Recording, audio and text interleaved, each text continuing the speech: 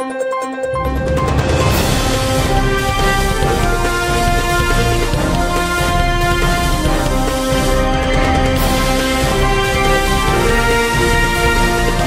नगरी 24 तास न्यूज, रोखोक बातम्या आणि बरच काही। आज पाणी पुरवठा आणि इतर विभागाची आढावा बैठक झाली। त्याच्यामध्ये नागरिकांची काय मागणी आहे, आपण काय आदेश द्या? जवळजवळ शिरबाई योजनेला 300 कोटी खर्च झालेले आहे आणि जल जीवन मिशनला 85 गावामध्ये 102 कोटी खर्च झाले। 402 कोटी रुपये शासनाने या तालुक्याच्या पाणी पुरवठ्यासाठी खर्च केले मागच्या काही वर्षांमध्ये। आणि एवढा 400 कोटीचा खर्च करून सुद्धा आज तालुक्यातली गोरगरीब जनता पिण्याच्या पाण्यापासून वंचित आहे। त्यासाठी आपण हा आढावा बैठक आयोजित केली होती। या आढावा बैठकीमध्ये माहिती ही मिळाली की MJPचं काम, शिरबाई योजनेचं काम हे 90% पर्यंत पूर्ण झालेलं आहे।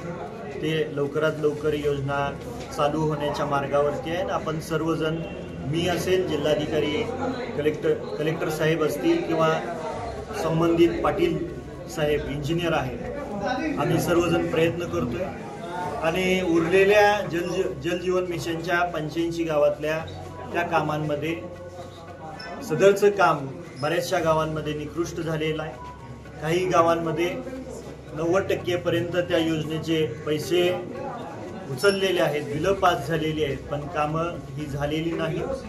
आणि त्या संदर्भातल्या चर्चा या आढावा बैठकीत झाल्या आणि ठराव पास झालेला आहे की इथून पुढं 85 गावाची तपासणी येत्या 25 तारखेपर्यंत संबंधित अधिकाऱ्यांनी करायची आणि जोपर्यंत ती तपासणी सखोल चौकशी होत नाही आणि त्याचा योग्य आढावा होत नाही तोपर्यंत संबंधित अधिकाऱ्यांनी त्या योजनेची उर्वरित रक्कम जे काय असेल ते बिल द्यायचं नाही। आणि आपण तालुक्याच्या वतीनं मुख्यमंत्री देवेंद्रजी फडणवीस साहेब आणि पाणीपुरवठा मंत्री माननीय गुलाबराव पाटील साहेब यांना तालुक्याच्या वतीनं लोकप्रतिनिधी या नात्याने आपण मागणी करणार आहोत की या जल जीवन मिशनमध्ये जी काही अधिकारी, संबंधित अधिकारी असतील, संबंधित ठेकेदार असतील, एवढा खर्च करून सुद्धा कामं वेळेत पूर्ण होत नाहीत। उन्हाळा येऊन ठेपलेला आहे आणि अशा परिस्थितीमध्ये सरकारचे कोट्यावधीचे पैसे खर्च करून गोरगरीब वाडी वस्तीवरची जनता पिण्याच्या पाण्यापासून वंचित आहे। तर लवकरात लवकर यांच्यावरती कठोर कारवाई व्हावी ही तालुक्याच्या वतीने आपण मागणी करणार आहोत।